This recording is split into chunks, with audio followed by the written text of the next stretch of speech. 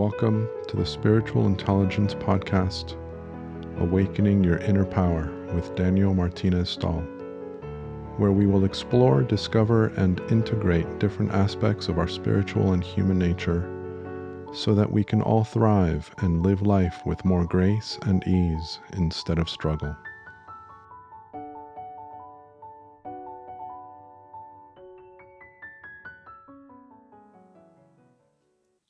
So welcome once again to the Spiritual Intelligence Podcast. With me is Sandra Krot. I will be referring to her Sandy. I'm just comfortable with that. So she is one of the, she just recently learned this herself, but she is one of the teachers within my own grounding and understanding of life that had a tremendous and powerful impact, which I will speak to later on in this conversation. I shared it with her just recently. But she is an amazing woman. One of the things that I also wanted to do by bringing her into this conversation early on into the podcast is that she also works primarily, if not exclusively, in business. So with corporate executives and organizations. So it's bringing this idea of spiritual intelligence into a corporate setting. They don't use those words, but it's fundamentally the same idea. And so that's something that I'm also going to want to explore with her as well. But I will let her introduce herself briefly. Sandy, it is an honor and a pleasure to have you join us. And I am really excited about what we end up sharing and discussing and exploring. So if you could just start with a little bit of a background on you, that would be fantastic. Sure. Thank you, Daniel. Thank you for inviting me. I'm coming to you from a really small town in Northwest Washington. Although Daniel and I were just sharing, I grew up on the East Coast. I grew up in New England, went to college in New England. I had the good fortune of meeting Sydney Banks in 1981. And at the time, I was about to leave the field of psychology. I had been a therapist for about 5 years at that point, and I was completely disillusioned and burned out. And met Sid, and it was the turning point in my life. And so it's been 40 plus years. I've been sharing this understanding. And as Daniel said, primarily now, although I spent the first 20 years in clinical practice with families and individuals and couples, for the last 20 plus years, I've been working with leaders in the corporate world, leadership teams, organizations, bringing this understanding of the human mind and understanding of the depth of our spiritual nature into the corporate world, finding ways to translate it so that it is palatable to corporate leaders, and wrote a book with my two colleagues, Ken Manning and Robin Sharbet. Our book is called Invisible Power: Insight Principles at Work. And yeah, so that's kind of what I do, and I'm happy to see where we go from here, because it's a topic that I love and have spent my life's work talking about. Fabulous. And just so that the listeners are aware, I will be putting information about her book and links to the company that she works with, and also a short bio as well in the description of the episode. So you can always get more information on that. So in terms of a starting point, Sandy, I would love to actually ask you about power, this idea of inner power. What does that mean to you? And without complicating the question, how do you communicate that to your clients? Yeah. I was listening very recently to an old recording of Sydney Banks. I happen to own some unpublished old recordings. And what touched me about it was when Sid said, the hardest thing in the world is to be yourself. And I thought, well, that's interesting. What does that mean? And he went on to say, who we really are, the depth of knowledge and wisdom and power that exists in us, who we really are, is so it's limitless. But why? And so I thought, well, why is it hard to be that? And on this recording, Sid said, well, ego keeps us from experiencing that power. And I think that what I am trying to do with my clients is unveil for them or point them toward or encourage them to look at this, who they really are, this power that exists in us, this intelligence that exists in us, and help them come face to face with the disguise, with the ego, with the thinking that we have done that keeps that power from being experienced. It seems so ironic, doesn't it, that we have this perfect setup of the human mind and perfect connection to the energy and the intelligence of life. We have it, it's perfect. And yet we mess it up. We not on purpose. Totally innocently. not on purpose. Innocently mess it up. And so that, that's a job that I embrace this, because it's for me to see over the years what it means to have that power within, what it has meant for me to remember that, to realize it in the moment. It's totally changed the trajectory of my life. So I want to share that with my clients as best I can. But it's a challenge, even though it shouldn't be. But it is, because we are very enamored of the thinking we do about ourselves. Just recently I had a conversation with a featured speaker in my membership group, and we were actually having a conversation with Spirit.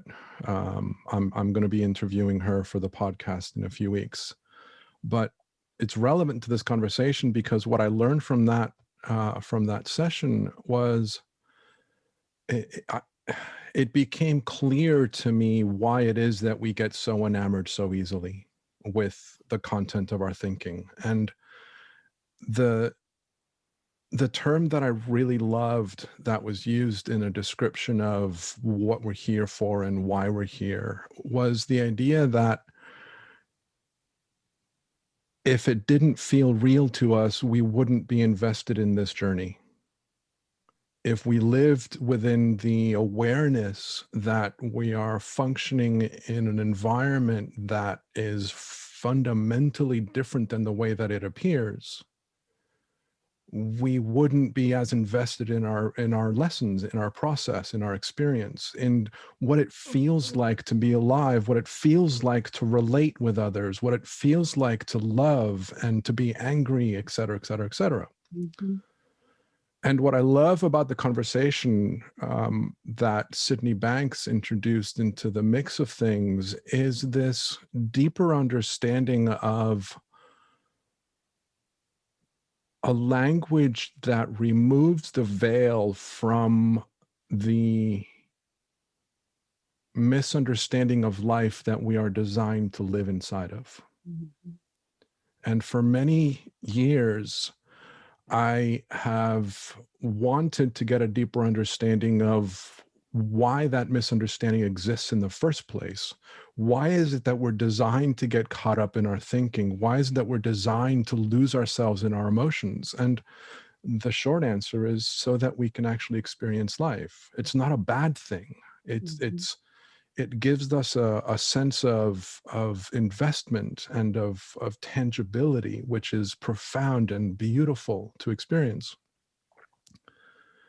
And the other thing that it does is that Sidney himself, if I remember the different things that I've read of him in his books and in his audios and videos, he will regularly talk about the understanding this mechanism, and these are my words, not his. Understanding this mechanism gives us a ability to bounce back and forth between the perception of reality and reality, back and forth easily and seamlessly.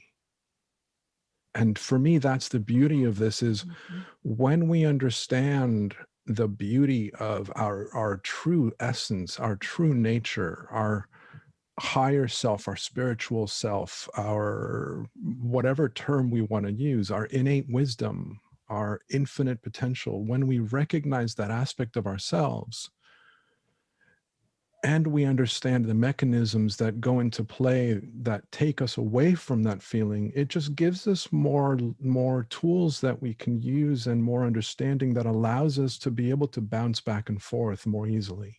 Mm-hmm. That's why we got a free will. You know, Exactly. you wonder what's free will got to do with it? Why is that in the system? But it is there, and so that we can experience anything, the good, the bad, the ugly, the profoundly beautiful, the terrible, the disgusting. We can get the full panorama as human beings. It's part of the gift we're given to be alive. When you understand that free will is just really just a mechanism to give us the opportunity to live in an illusion. But what a great, I think it's very much been a teacher for all of us, if you can see it that way. It's like when you travel to a third world country and you experience extreme poverty, you see what you have. You know, you get to remember, oh my God, look at how fortunate I am. Look at how lucky I am to have the riches I have. Had you not experienced profound poverty, you walk around wanting more. So, I mean, these contrasts that life gives us, it's sometimes it's hard to see the beauty in it because, you know, really bad things happen. And unfortunately, sad things, tragic things happen. So it's hard to see the perfection in it. But if you can see it, that it's all a part of the opportunity to keep learning and growing and evolving and moving in that direction toward who we really are, without judging, you know, that's the key. To not judge, to not make it right or wrong or good or bad. I would love for you to expand a little bit more on this idea of free will and choice, because I'm sure people are going to be listening saying, I didn't choose my life. I'm not choosing to feel depressed, or I'm not choosing to be angry. I'm not choosing, et cetera, et cetera. So I would love for you to speak to that a little bit more, what you mean by that we have the free will to choose the life that we're living. Yeah. And I'm paraphrasing what you said, but no, that's a great question. The way I look at choice, or well, let's use the word choice because it's a word a lot of people use. I see it on a continuum. And at one end of the continuum there's no choice. And you would think I'm going to say at the other end of the continuum, there's choice. But the way I look at it is, on one end of the continuum, there's no choice. And choice is about in the middle. And at the far end, you're back to no choice. Now, let me explain what I mean. In the no choice part of the continuum, that's where our habits live. That's where our reactivity lives. That's where we don't see that thought has anything to do with our experience. So we're completely in a reality, and it doesn't look like thinking had anything to do with it. It's completely what we talk about in our book. It's a completely outside-in illusion that somebody did it to me, something happened to me, somebody said something to me, and I had the experience I had. It had nothing to do with me. When you're there, and I'm there sometimes, there are times when my partner will do something, and I'm like, I immediately have a reaction. And it looks in that moment like whatever he just did caused my reaction. So I had no choice in that moment. So we're all there from time to time. Just have that experience of reality coming at us, and we have no say. Well, you begin to have some understanding about how your mind works, and you begin to see the role that thought plays. You begin to see that you're a thinker. You begin to see that there's a capacity inside of you that forms ideas and opinions and images. That capacity is alive and happening in you. And it's creating your moment-to-moment reality. And when you start to see that, honestly see it in real time, see it, insightfully see it, you get choice. So if I have a reaction to something my partner does and it pisses me off, if I see in the next moment, oh, it's not, Peter didn't do that. It was my thinking. If I can see that in the moment, then that thinking dissipates and something new, some new idea can show up. I get options, I get choices. Fabulous place to live your life. So much more power you have. So much more ease you have in your life. But then you go to the other end of the continuum, and how I would say it is, you're back to no choice. And by that I mean you're experiencing God in the moment. You are living God's will, if you want to say it that way.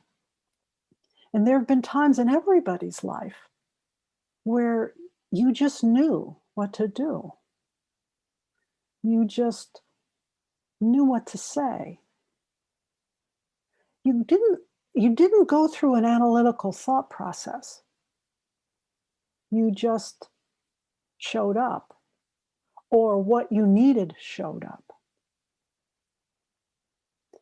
And that's a really delightful place to live. And it doesn't matter what your circumstances are, because you can be listening to and getting fed knowledge when you are in the worst of circumstances. I remember, this personal story, my sister, her son, 30 years old, just went into cardiac arrest. And nobody really knew why. It's just one of those things. And he was on life support for a while. And then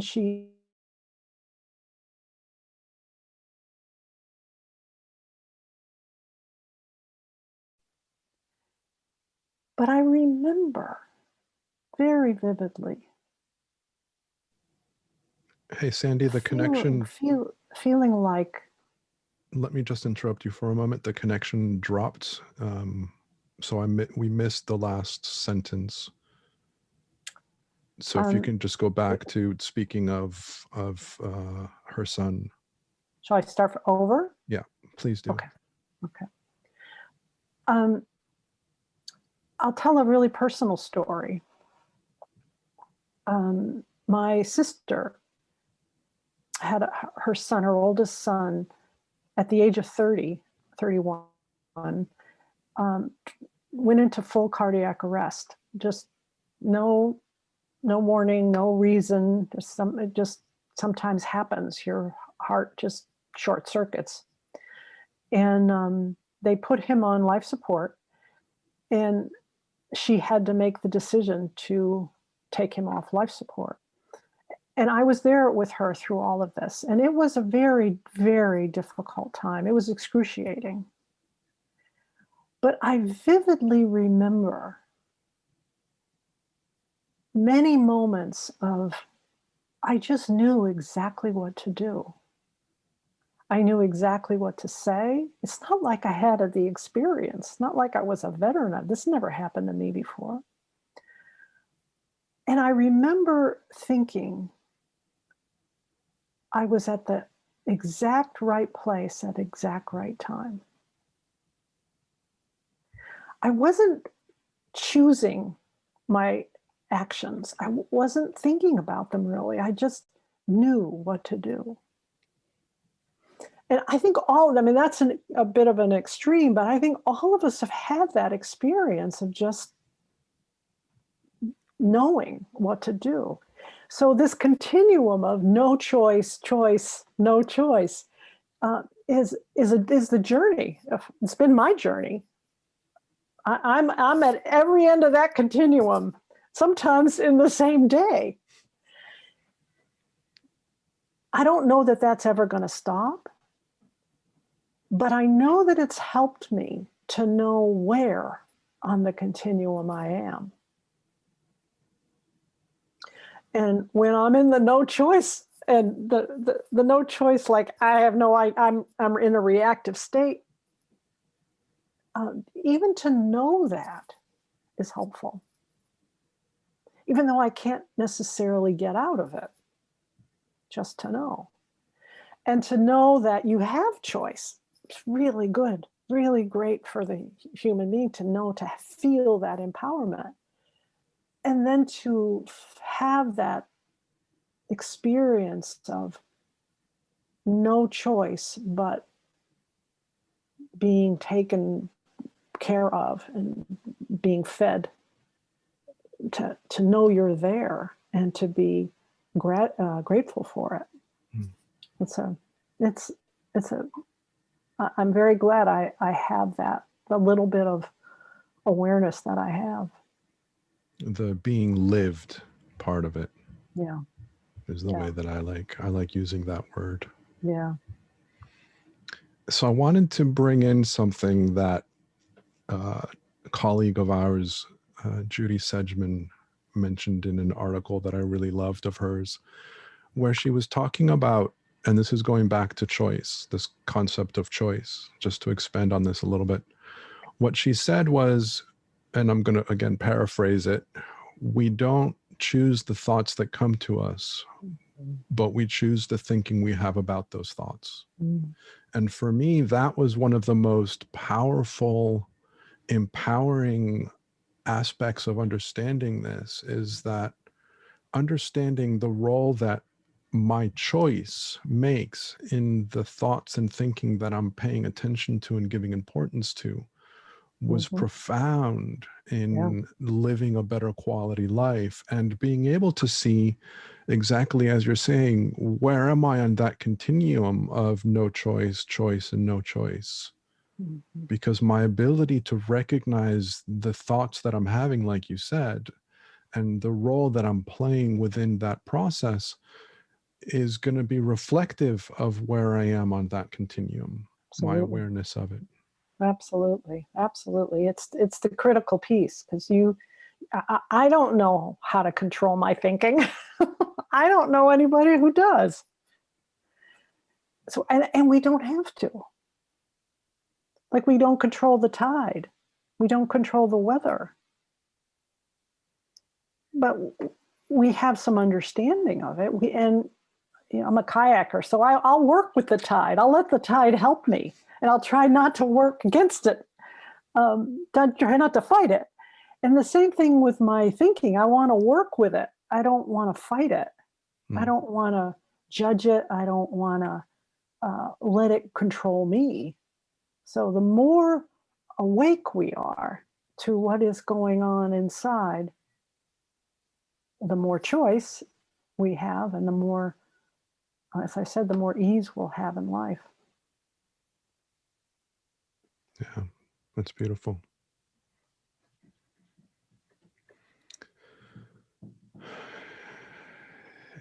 It brings to mind what I mentioned at the start of this conversation, and it's related to this idea of choice and understanding where we are within that continuum. Early on in my understanding of this conversation that we refer to more commonly as the three principles, which is what we're talking about primarily, something that Sydney Banks introduced as a description of his experience in a way to help others find their own truth within themselves. So in my earlier time within this conversation, I was getting a lot of insights around how things worked. And I have metaphors that were very helpful to me when I first started. And I was in a conversation with you as a group setting. You were speaking to the group. And at one point you said that it is more helpful to help a client understand how to forgive or what forgiveness means than it is to tell him or her the importance of forgiveness. And later on, I asked you what you meant by that. And you started speaking of recognizing the innocence in our actions, recognizing the innocence of us getting lost in our content of our thinking, like we were talking about earlier in the conversation. And as you were speaking, all of a sudden, all of these dots started connecting in my head saying, oh yeah, I knew that. Oh yeah, I knew that. Oh yeah, I knew that. But I hadn't connected them all together. And it was the most amazing feeling. And all of a sudden I went, oh my God, I know the meaning of forgiveness. And what I got from that was that forgiveness comes the moment when we realize that there is nothing that needs to be forgiven. And I speak about that a little bit in one of my articles in the past. I don't remember if it's from my old website or my current website, but I would love for you to share a little bit about that. I know that I'm kind of dropping this on you from completely from left field, but this idea of forgiveness and the importance of forgiveness as a reflection of our true essence, as a reflection of our spiritual intelligence, I think is a very important role or a very important aspect of deepening and expanding and integrating our spiritual understanding into our current experience of life. So I would love to get your thoughts on that. Wow. Well, I think you said it. I just think you said it beautifully. I don't know what I can add. when you said real forgiveness is when we realize there is no need for forgiveness, that's very profound. Honestly, I had a client teach me that. He worked in a family company. His dad owned the company, and he worked for his dad, and they had a very contentious relationship. And he just had a lot of, he came and worked with me for a 4-day intensive, and he just had so many insights.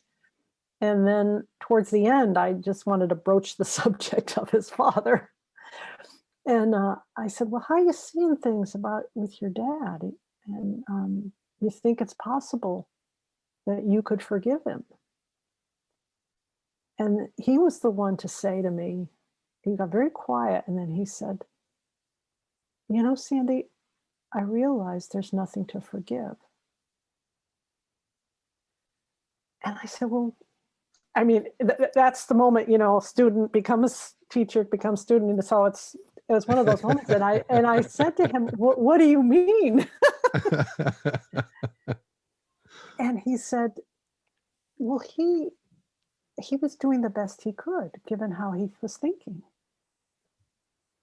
If I was thinking what he was thinking, I would do what he was doing. So how can I be upset with him? He doesn't know. He didn't know. He still doesn't know that he's creating this reality within. He's blaming it on me. He's blaming it on my mother. He blames it on the customers. He's innocent. So I don't have to forgive him. He said, but I do have to find a way to work with him. But I have he said, all kinds of possibilities are coming into my mind now that were invisible to me when I figured that the best I could possibly do was forgive him. He's like, that was the top of the list. But that was going to take a miracle. I thought it would take a miracle for me to forgive him. And I thought that was what this whole program was about. He said, now I realize that's nothing. So yeah, I think, Daniel, as well as I do, that the forgiveness piece is first and foremost something that we have to do for ourselves. And that's all my years, including my own personal journey, to forgive ourselves, to see our own innocence, to realize that we were just lost or forgot. That is so freeing. I was actually listening to a podcast this morning, this local, I live in, as I said, in Washington State, so north of Seattle, and there's a podcast that's in this local podcast from the city of Seattle, and it's and this guy is running this program for youth who break the law, and he said this line. It was great. I'm going to mess it up, but it went something like, I realized that grace changes behavior far better than guilt. And he went on to say that, a lot of the programs for incarcerated youth are to get them to be accountable, to get them to feel bad about themselves. And he said, I understand the accountability piece, but what my program does is bring grace. And by grace, I mean a community of people who have been where they are, who understand what happened to them, and understand that they made bad decisions and understand why. And we offer them a hand. And he's getting tremendous results with the kids that his organization is working with. But it so touched me that you get better results with grace than with guilt. Yeah, that was, for me, my own journey and my own process came from recognizing how innocently I was reacting to life, how innocently I was getting caught up in my experience of life and responding in ways that I didn't intend. Like, I didn't mean to come across as being angry or impatient or whatever. But I found myself kind of saying, that just happened to me. And if that happens to me and then I lose my bearing or I lose my grounding or I lose my place, if you will, on that continuum, my awareness of where I am on that continuum, and I get absorbed by the experience of whatever it is that I feel is affecting me, then that's what happens to you too. And if I don't mean to get lost and act like a dick, for lack of a better way of saying it, then it helped me understand that you don't mean to do that either. You don't mean to act difficult towards me, or you don't mean to act aggressive or resistant towards me either. It's just what's happening because of the thinking that you're believing to be real in the moment. And we all innocently get caught up in that. And seeing that innocence in me and seeing the innocence in others, it fed my understanding. One fed the other. As I saw it more in myself, I saw it in others more. And as I saw it happen in others, because I started being able to recognize it in others, I was like, oh, look, they're just getting caught up. I can see them. It's got nothing to do with me. It's just them being caught up in their experience. And it started informing my own experience. It was one fed the other as my understanding of it grew. Beautiful. And it's, being, like you say, that aspect of self-forgiveness and being kind and being graceful with our own journey and our own experience, it opens up so many possibilities, so many possibilities. And again, I just want to emphasize that if you're not feeling that right now, that's okay too. This isn't an aspect of, I need to be more kind to myself, almost like a to-do or like an action item. It's a technique, yeah. Or a technique, it's really about, just the best I can say it is, the more that we're able to see our own innocence in action, our innocence in our experience in action, the more we're going to be able to find that state of grace and find that state of self-forgiveness as an effortless process. Yes. It becomes effortless. Yes. Which brings up a question, coming back to business and coming back to your clients. I mean, this is something that's really, it must be very difficult to communicate, but I would love to have you expand a little bit on when you're working with clients that are dealing with, I don't have time for this. I work 70 hours a week. The last thing I want to do is spend time thinking about myself or, learning about myself, because I just don't have the time for it.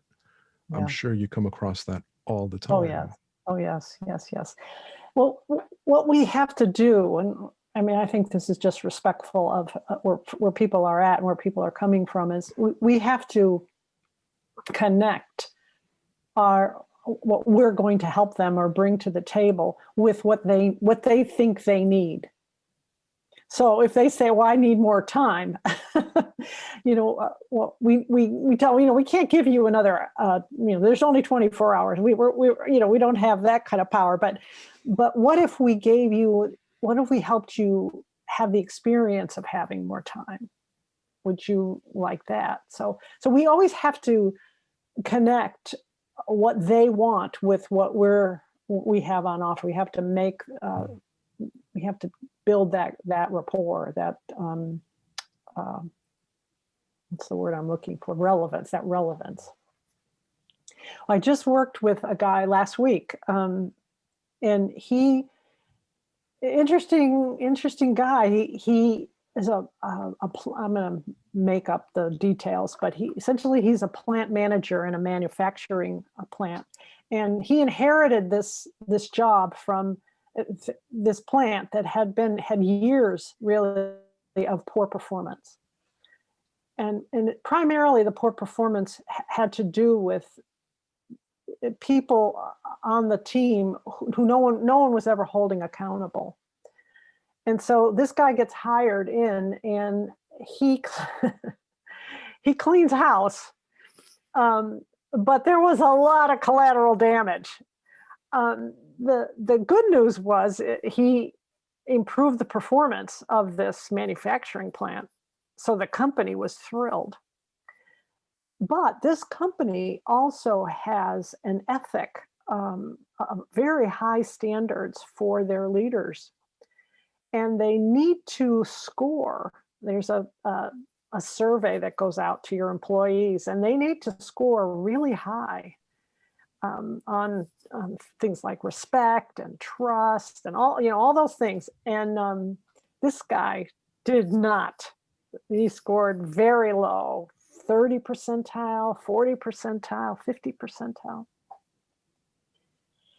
And, he got the results back, and it really surprised him. Because as I think you mentioned, we don't realize we're being harsh. We don't often hear ourselves, because he had a goal, and it was all hands on deck, and he was just going to make that goal happen. And the means didn't necessarily matter to him. So, but when he got the results, he was like, it pinched. Because he's a nice guy. He's really actually a nice guy. So here he comes. The company sends him to me because they want him to continue with this high performance, but they can't have these low scores. And as I listened to him and learned about him, I could see, it was really clear that what informed him was this very complicated analytical process that he would do inside his head. He would make things work by pushing and yelling and demanding. It was very hard work, and it took a toll on him. But that was all he knew. And he considered himself just really strong and could handle any burden, and he was going to make it happen. And I had to help him see that there was a whole other resource available to him that could get the job done without all the stress and strain. Well, it took a while, because he was so attached to doing it the way he'd always done it. He's got 2 young daughters, and you should hear the stories of him and teaching them math. Oh, it was just painful to listen to. The poor kids would be in tears, but he was going to make sure they learned math. I mean, he wasn't violent at all. He was just really harsh and very demanding. And he couldn't understand why his daughters would always be crying. Why are they always crying? So I had to help him see. I had to wake him up to the feeling that he was walking around in, which he was completely oblivious to. And I had to help him see that feeling was coming from the way he was thinking about his work. And that thinking, all that thinking he was doing was a very limited picture of the possibilities that are available to him. And that behind or beside or before all of that thinking he does, there's a whole other way of going about it that involves letting your mind shut up and allowing and listening and taking people in and hearing what they need and allowing for the wisdom and common sense to come through him. He didn't have to push. He didn't have to make it all happen. He didn't have to do everything. And he slowly started to see that how much his ego, how much his self-image was running him, and his need to be the best and his need to improve performance. He woke up to it. He woke up to the feeling of it. So, I mean, we'll see. He's back to work now. I talked to him, and he said, Sandy, I'm calm. He said, I can't. He said, and things have gone haywire at the plant because I wasn't here for a whole week. He says, but I'm calm. And I'm just like asking questions. And I think people are kind of looking at me like, what happened to him? So we'll see. But I was able to make that translation between him wanting good performance, which, that's his job, and helping him see that inside all of us is premier performance. We just have to get all that unnecessary old thinking out of the way and allow that deeper knowledge to start showing us the way. I would love for you to speak a little bit more about that. And let me give you a little bit of context that might help. Yes. The organization that you work with is Insight Principles. Insight Principles. Mm-hmm. Yeah. And a lot of what you do at a simplistic way of describing it is you help people understand where their insights come from and how we can learn to, or how insights is a commonplace in our human experience as opposed to the occasional circumstance that happens every once in a while in the perfect environment in, once every 10 years. And so a big part of what you do with organizations and leaders is to help them understand that insights are a day-to-day occurrence and a natural part of our humanness, a natural part of our innate wisdom. And so I would love for you to speak about that a little bit more. Yeah, we make a point. We really make 2 points when we're working with teams. The first point is that the human mind has a built-in, we say a built-in design for success. And by that we mean that built into the human mind are capacities, like the capacity for insight. It's built into the human mind. We've been having insight since the day we were born. In fact, when we're little, that 0 to 5 time frame, we're pretty much learning virtually completely by insight because we don't have any experience to draw from. You come into the world, you don't even know you have hands. So you can't speak, you can't walk. So you have no experience. So insight is this unbelievable capacity of the mind to bring us a thought in the moment, exactly the one we need. Now, sometimes it's a brand new thought. And that is just, it's thrilling to see something for the first time. But sometimes it's a memory. I remember now, and I'm going to say this because it fits, but it's exactly the right memory. And sometimes it's a synthesis of the knowledge or experience that we have, but it's perfect for the situation. Well, that capacity has been serving us, again, since the day we were born, but it's grossly underutilized and grossly underappreciated and unnoticed. Well, what do we notice? We notice the hard work. We notice the time we're pushing. We notice the time we stayed up all night. We notice the times we yelled and screamed at our children or our employees. That gets all the attention, gets all the credit. But I know that any evolution that I have had in my life or anybody's had came via insight.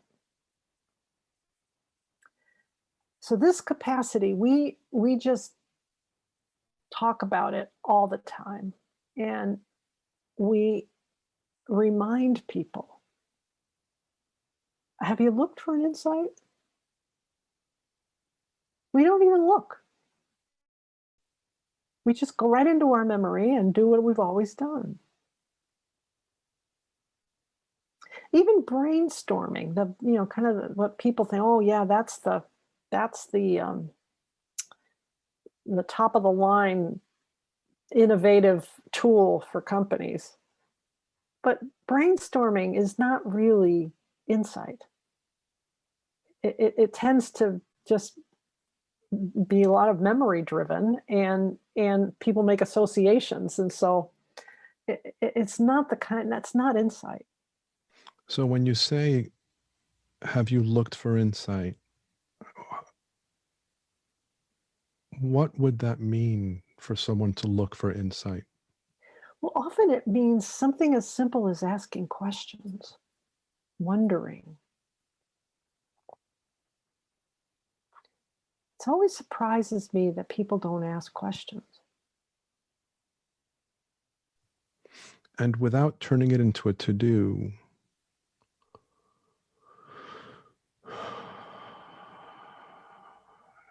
asking questions, being open,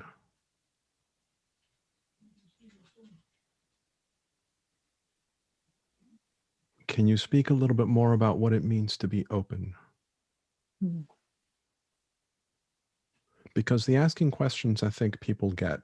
Mm-hmm. I can ask questions. I can ask all the questions in the world. Yeah. But if I'm not open, it doesn't matter that I'm asking the questions. Well, if you're not listening, I mean, if that's another version of being open, it's listening without your ideas prominent in your mind, listening to listening to hear something new. I remember there was a gentleman. He had been at this corporation for like 30 plus years, and he was going to retire, but they hated the idea of losing him because he was just a font of knowledge. And so they had him sit in on a lot of meetings. That was kind of his job the last year. He just before he retired, he just sat in on a lot of meetings. And he was very well respected in this company. And so people wouldn't say anything at first in the meetings. So they wait for him to start speaking.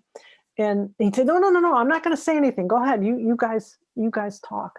And so, and they'd say, no, we want your input. He said, okay, well, I'll speak up if I have something to say. But he always was quiet. And then he'd let the meeting go on. And eventually somebody would say to him, well, Jack, don't you have anything to, don't you have anything to say, or don't you have anything to add?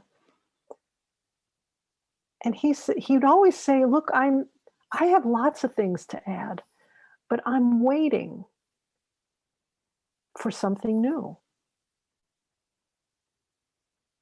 I'm sitting here listening and waiting for something new. And after a while, his presence in the meetings, everybody started waiting and listening for something new. So the meetings went from everybody talking at once, throwing out a million ideas.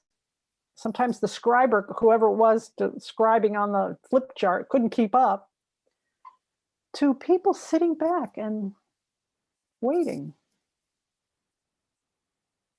And then somebody throw out a question. Well, I wonder what would happen if, I wonder how come we don't, I wonder if we've ever tried. And the decibel level just went down in these meetings. And the amount of new ideas shot up. So I am noticing that the hour is approaching. We have about 5 minutes left. Wow, that was fast. Yeah, very fast. I'm hoping that you'd be willing to come back again, because I would love to continue exploring this with you. But I would love to open up the last few minutes to anything that you would like to add, either as a branch of something that we've shared or something completely different. But just leaving you the last few minutes to just share whatever comes to you. Okay.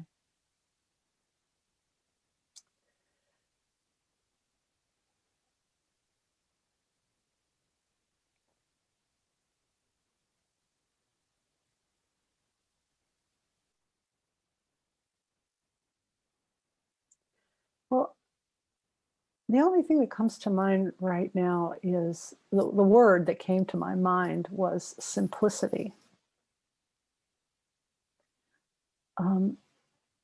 Sydney Banks used to say that all the time. It's simple. It's simple. And I think we try to make it complicated innocently. It can't be that simple, but it truly is that simple. We are a part of the intelligent energy of life. We always will be, whether we know it or not, whether we believe it or not. We are a part. We are plugged in. We are the intelligent energy of life. I mean, it doesn't get any better than that. And we're thinkers.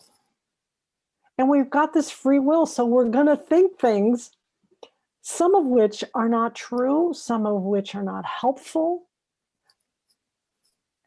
But if you wake up in the moment to the fact that you're a thinker, to the fact that thought is happening in this moment and creating this reality that you're seeing right now, you can wake up. The intelligence that is who you are will give you something new. Will show you the way. It seems too simple to be true, but that's how I see it.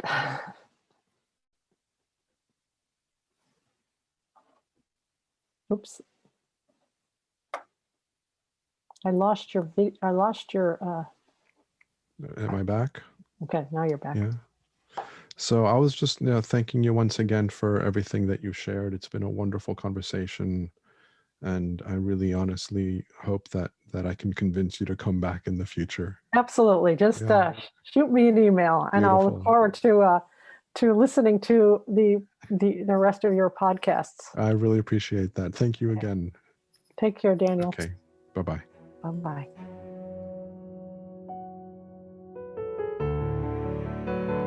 Thank you for listening. Hopefully you heard something new that invites you to reflect, to go within and deepen your own understanding of life and of our universal experience. If you enjoyed this conversation, please follow the podcast series on your favorite listening app and share this episode with others that you feel would enjoy it as well.